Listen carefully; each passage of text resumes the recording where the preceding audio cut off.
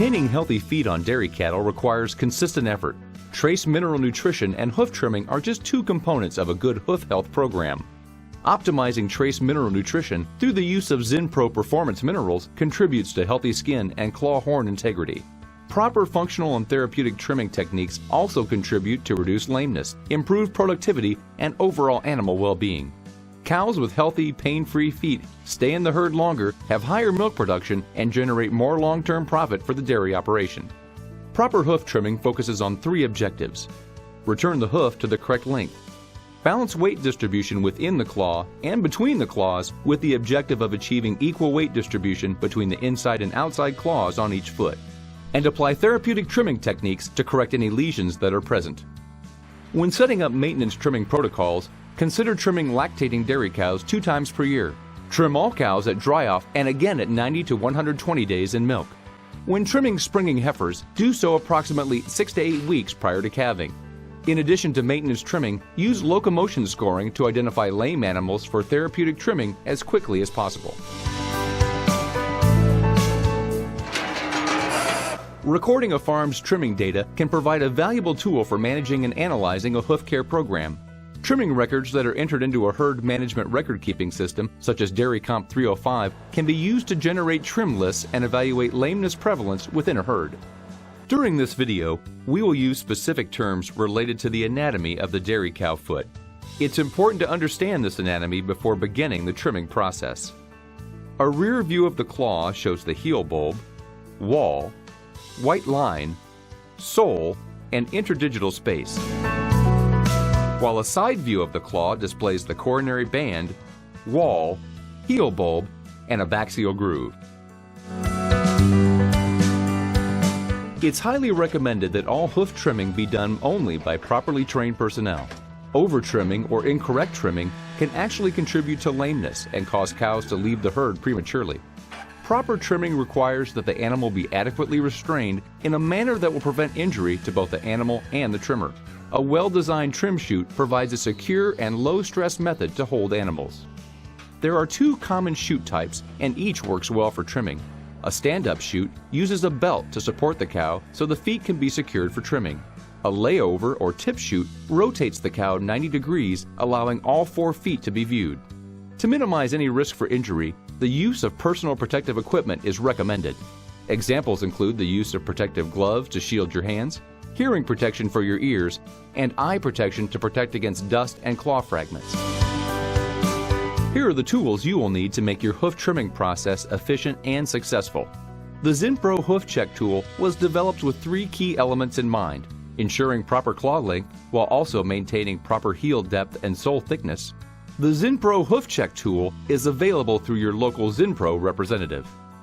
Remember, the difference between a good trim and a bad trim may be a matter of millimeters.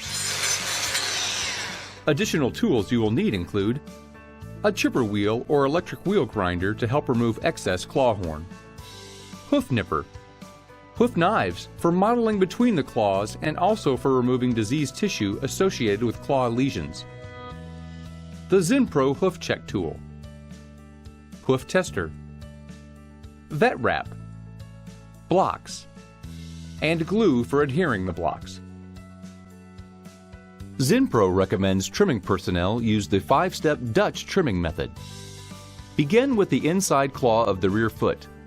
Use the Zinpro Hoof Check tool to determine proper toe length from the hairline to the tip of the toe.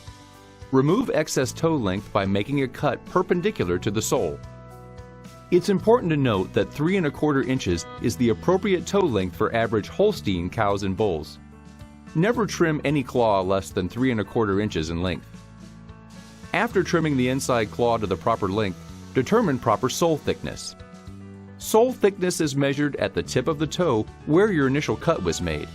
Trim any excess sole in the toe area to a thickness of 1/4 inch.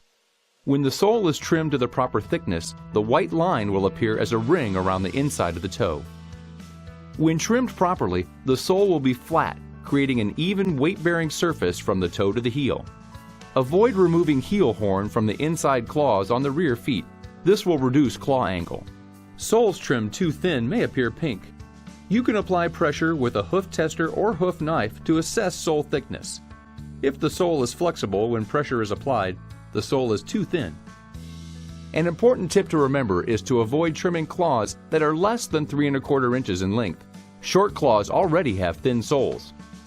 Step 2 involves trimming the outside claw on the rear feet.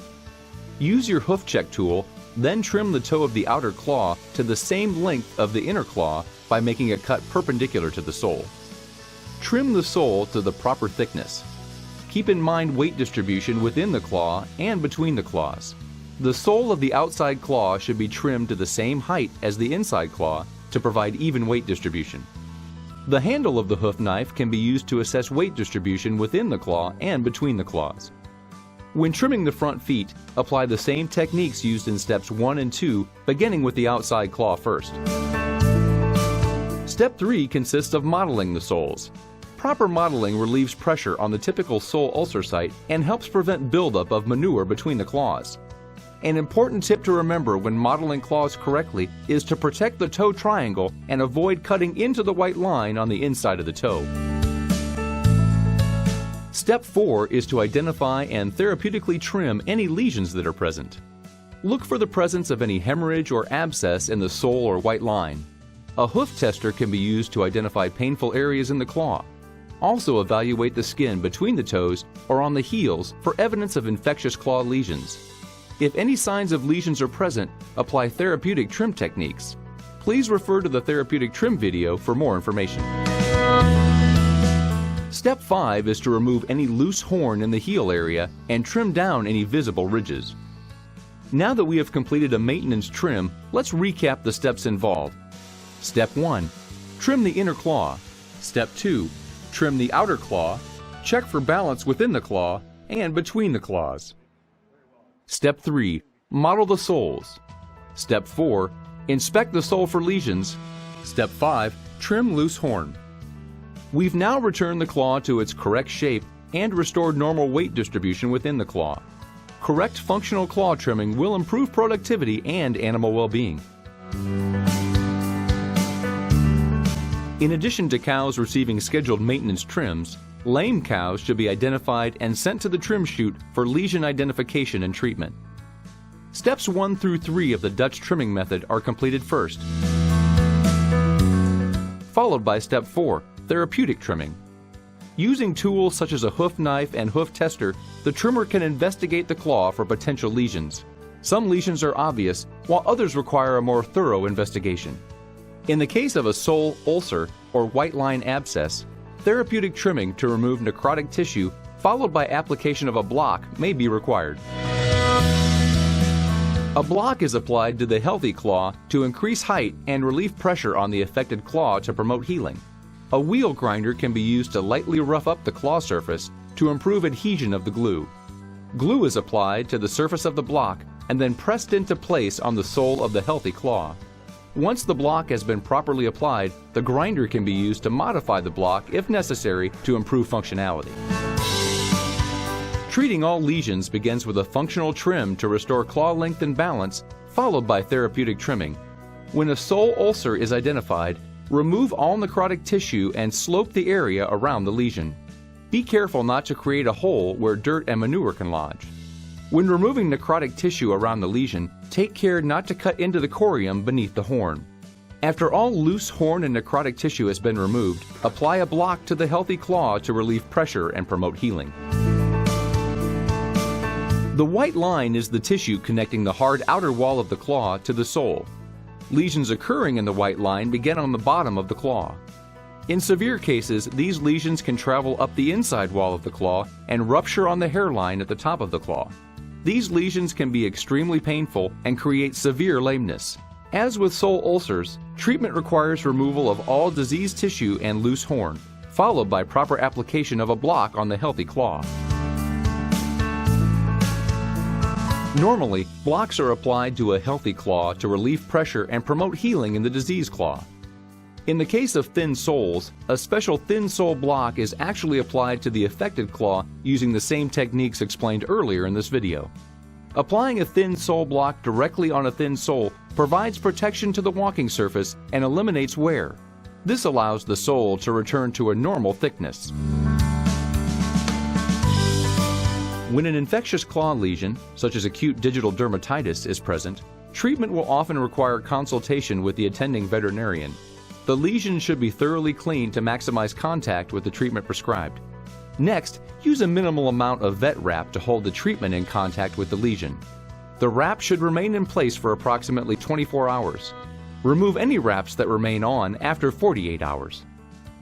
For more information on Zinpro Performance Minerals and hoof trimming, contact your Zinpro representative or visit zinpro.com.